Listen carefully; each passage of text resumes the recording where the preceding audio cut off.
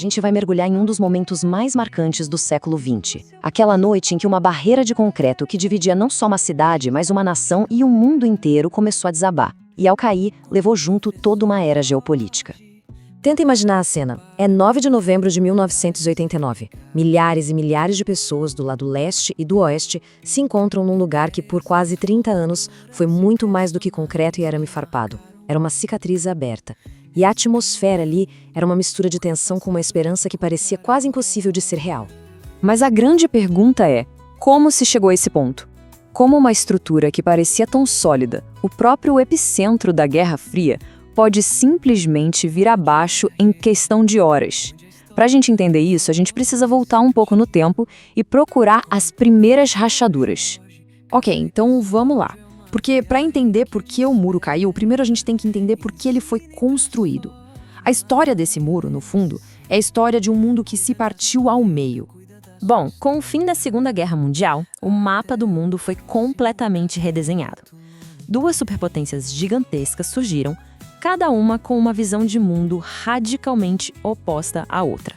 Foi aí que começou o que a gente conhece como Guerra Fria, uma era de muita rivalidade e desconfiança. De um lado, a gente tinha o bloco capitalista, liderado pelos Estados Unidos, que defendia economias de mercado e democracias liberais. Do outro, o bloco socialista, sob a asa da União Soviética, com economias totalmente controladas pelo Estado e regimes de partido único. Essa polarização toda alimentou uma tensão que durou décadas e que dava para sentir no ar em qualquer canto do planeta. E bem no meio dessa disputa toda estava Berlim. Em 1961, para tentar conter a fuga de seus cidadãos para o Ocidente, o governo da Alemanha Oriental levantou um muro. Uma barreira que, da noite para o dia, cortou ruas ao meio, separou famílias e virou a imagem física e brutal da chamada Cortina de Ferro. Décadas se passaram. Mas por trás daquela fachada de força e controle, o bloco soviético estava, na verdade, enfrentando problemas seríssimos. As rachaduras na estrutura já estavam aparecendo e, o mais importante, elas vinham de dentro para fora. Chegando nos anos 80, aquele sistema que um dia pareceu um gigante imbatível estava, na realidade, estagnado. A pressão por mudança não vinha de fora, mas sim de dentro, como resultado de anos e anos de problemas estruturais que foram ignorados. Politicamente falando, o modelo estava exausto. Era a mesma liderança envelhecida de sempre, sem renovação, e a rigidez do regime era tanta que acabou gerando uma paralisia. O sistema simplesmente não conseguia mais se adaptar aos novos tempos. E na economia, a coisa também ia mal. O isolamento e uma burocracia que sufocava qualquer iniciativa impediam a inovação. E olha, isso não era uma questão abstrata, não. Na vida real, significava prateleiras vazias, falta de produtos básicos e pouquíssimas oportunidades, o que afetava diretamente a vida e os sonhos das pessoas. E é nesse cenário que surge uma figura-chave. Um novo líder em Moscou que, na tentativa de consertar as rachaduras do sistema, acabaria, sem querer, demolindo a estrutura inteira. Mikhail Gorbachev assumiu o poder. A intenção dele era salvar o socialismo, não acabar com ele. Suas políticas ficaram famosas no mundo todo. A Glasnost, que significava mais abertura política, mais transparência, e a Perestroika, que era uma reestruturação profunda da economia. O objetivo era modernizar, mas ele acabou abrindo uma comporta que ninguém mais conseguiu fechar.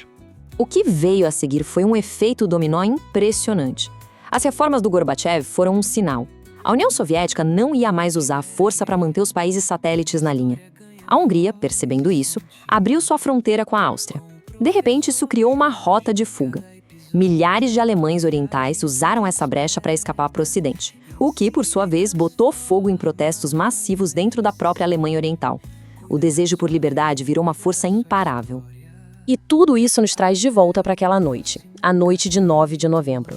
Com a pressão popular explodindo nas ruas e o governo completamente sem controle da situação, alguma coisa estava prestes a ceder.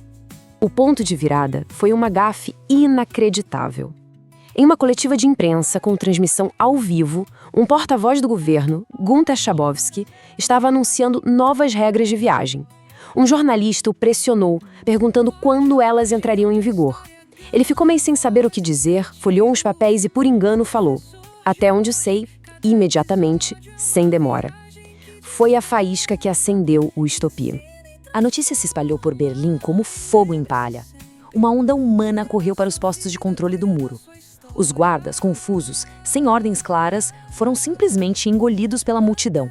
E então, as barreiras se abriram. Pela primeira vez em 28 anos, as pessoas cruzaram livremente.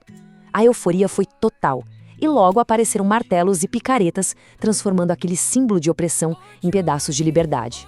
A queda do muro foi a primeira peça do dominó a cair, e os eventos que se seguiram aconteceram numa velocidade impressionante. Menos de um ano depois, em 1990, a Alemanha foi reunificada, e em 1991 a própria União Soviética deixou de existir. Era o fim definitivo da Guerra Fria. Acontece que a história mostrou que derrubar o concreto é a parte mais fácil.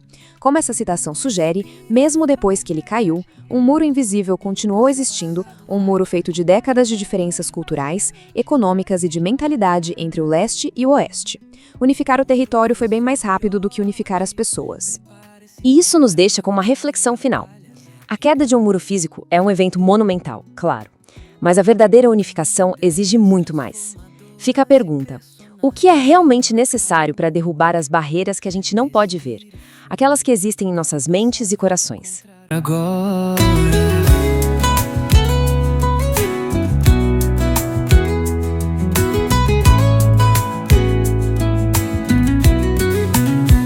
Pátio RG, onde a história ganha voz e sentido.